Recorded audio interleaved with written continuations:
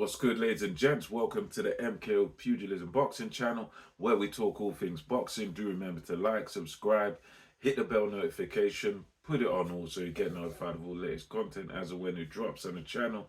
So let's get into this one. So this one I'm going to talk a bit about the chief support to Tyson Fury Alexander Usyk, which was a rematch between Jai Opetia of Australia via Samoa versus the Latvian in Mairis Breidis. Now, this was kind of a fight of two halves where you had Jai Opetia, boxing very tall, using that southpaw advantage, doing everything well from the outside, popping the southpaw jab. And for me, certainly that early part of the fight, Jai Opetia definitely took the early rounds. He was quite dominant and winning the rounds quite clearly, just outboxing Mairis Breidis.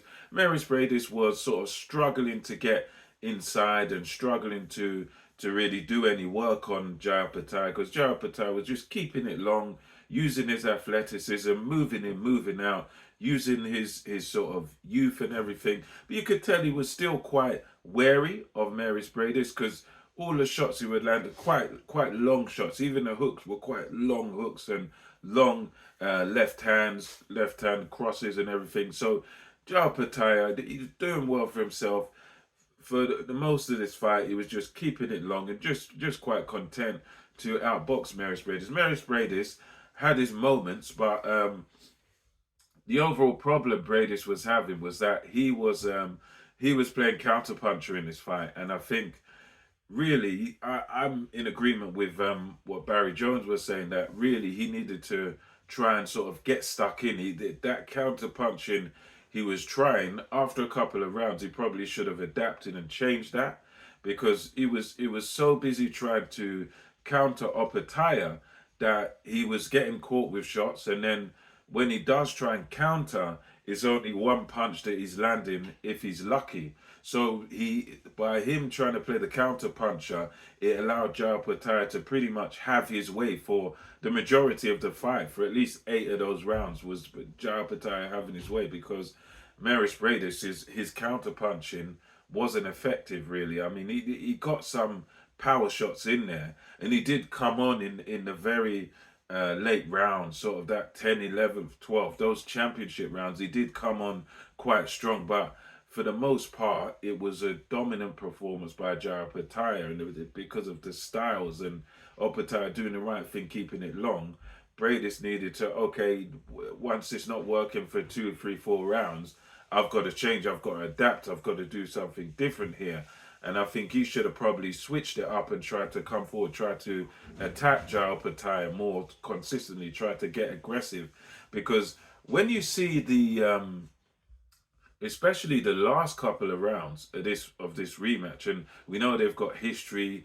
Opetia, I think, broke Breidis' nose in this one and the last one, and Breidis broke Opetia's jaw. So there's a big history there, and you could tell that when at those last couple of rounds, when Breidis put it on Jai Opetia, that Jai Opetia didn't really like that. You could tell that Opetia didn't like that. He was feeling some discomfort. That made him uncomfortable when Breidis put the pressure on him in those last couple of rounds. So I think if you're Breidis, you would be sort of annoyed, upset with yourself that you didn't do that from earlier, and it showed that those tactics, that bit more aggression, would he have won the fight? I don't know, maybe, but I think it would have made the fight at least a lot closer if he was more aggressive, and he more used these aggressive tactics and sort of stuck it on Opetia more. That was where Opetia was feeling discomfort. So I think that should have more been his tactics. But anyway, by the time Breidis poured it on and stuck it on Opetia, it was far too late, because it's the last couple of rounds, and all Opetia needed to do is to add such a lead that he just needed to stay on his feet. He did stay on his feet. He was bloodied at the end of the fight, though, and as was Breidis. I think Breidis' nose might have been broken.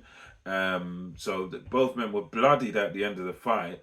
But Jai Opetia, he done the right thing. He had so much points racked up, so much rounds racked up, that he was the clear winner. And well done to Opetia. He said he's after the other champions. He said he wants next the winner of Richard Riakporhe versus Chris Billam-Smith, or should be the other way around. Chris Billam-Smith is the champion fighting Richard Riakporhe in Crystal Palace, and Opetia said he wants the winner of that.